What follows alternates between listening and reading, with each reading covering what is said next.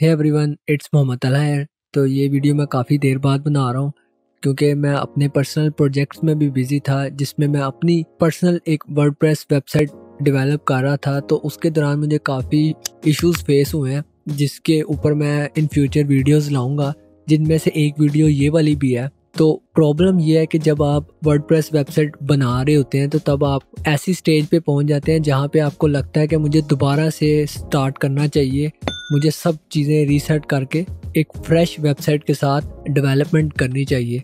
लेकिन काफ़ी बार आप जब ये सोचते हैं तो साथ ही आप इस ख्याल को वहीं ख़त्म कर देते हैं, क्योंकि आपको फिर अपना पूरा डेटाबेस रीसेट करना पड़ेगा, वर्डप्रेस दोबारा इंस्टॉल करनी पड़ेगी। तो वो बहुत ज़्यादा कॉम्प्लिकेटेड काम हो जाता है, तो लोग इसको ज़्यादा इग्नोर ही करते हैं। तो जो डेवलपमेंट में आपने टाइम देना था, अब आपने उसको सिर्फ अपनी वर्डप्रेस वेबसाइट को रीसेटिंग में लगा दिया।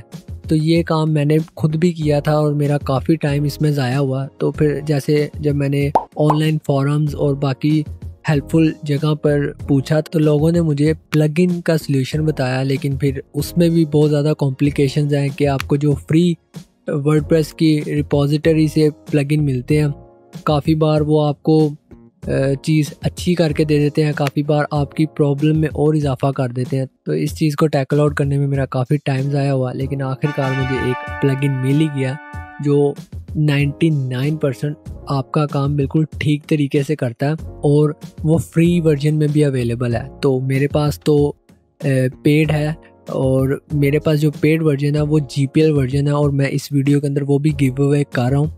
तो आप उसको फ्रीली डाउनलोड कर सकते हैं फ्रॉम माई डिस्क्रिप्शन बिलो।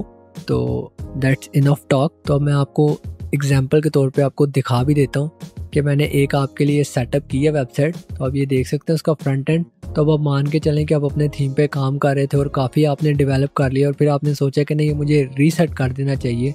तो अगर मुझे रीसेट करना है तो मुझे एक प्लगइन इंस्टॉल करना पड़ेगा, जो मैंने इस ट्यूटोरियल के लिए मैंने पहले इंस्टॉल किया हुआ, आप देख सकते हैं। तो ये आपको डिस्क्रिप्शन के लिंक से मिल जाएगा, और जाहिर सी बात है ये वायरस टोटल फ्री है, उसको भी मैंने चेक कर लिया था।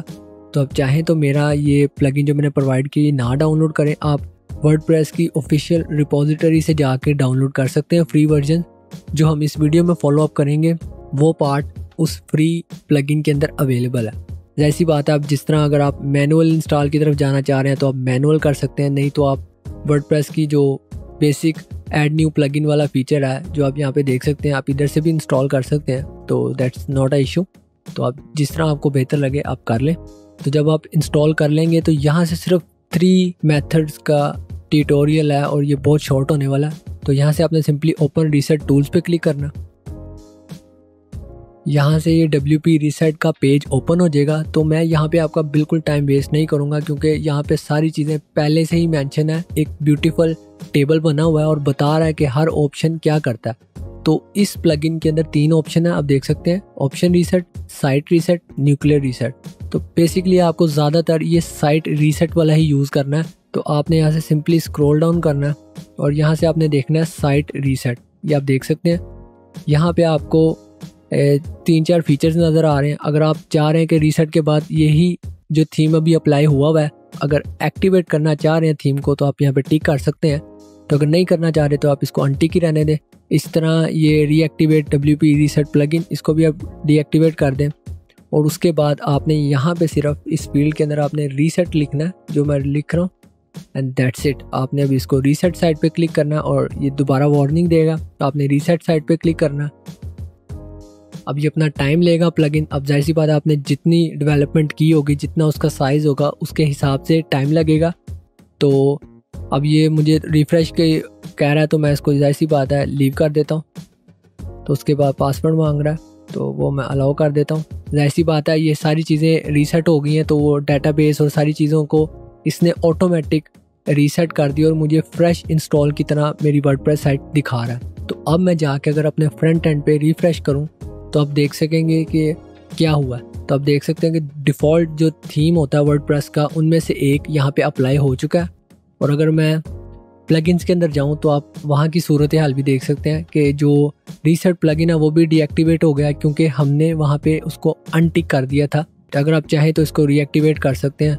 तो अगर अब आपने 20, 30 या 100 प्लगइन्स भी रखे होंगे तो वो ऑटोमेटिकली डीएक्टिवेट होंगे। जो थीम अप्लाई किया होगा, जो सेटिंग्स चेंज की होंगी, जो आपने कस्टम CSS अप्लाई किया होगा, वो सब कुछ रीसेट होके आपको एक फ्रेश वर्डप्रेस इंस्टॉल मिलेगी, ताकि आप दोबारा से हर चीज़ को डेवलप कर सकें अपनी प्रेफरेंस के हिसाब से। अगर ऐसी बात है आप ये GPL वर्जन लेते हैं तो आपको ज़रा थोड़े से एक्स्ट्रा फीचर्स मिल रहे होंगे जो आप सेट कर सकेंगे। तो यहाँ से आप सिंपली सेटिंग में जा सकते हैं। यहाँ से आप काफ़ी चीज़ों को ऑटोमेट कर सकते हैं, जैसे कि आप स्नैपशॉट ले सकते हैं रीसेट करने से पहले वेबसाइट के, कि अगर आप रीसेट करें और बाद में आपको लगे कि मुझे रीसेट नहीं करना चाहिए था, तो आप यहाँ से आके जब इसको ऑन कर लेंगे तो रीसेट से पहले ये आपकी उस डेवलपमेंट का एक स्नैपशॉट ले लेगा जिस पे आप बैकअप ले सकेंगे। तो दैट्स ग्रेट। तो अगर आप करना चाहें तो कर लें, और ये जाहिर सी बात है सिर्फ प्रो वर्जन के अंदर अवेलेबल है, तो ये सारी चीज़ें वगैरह सेटअप कर सकते हैं। मैं ज़्यादा टाइम वेस्ट नहीं करूँगा इस चीज़ों में, तो ये आप चीज़ें खुद भी सेटअप कर सकते हैं। So that's all for this video. मिलते हैं अगली वीडियो में। Till then good bye.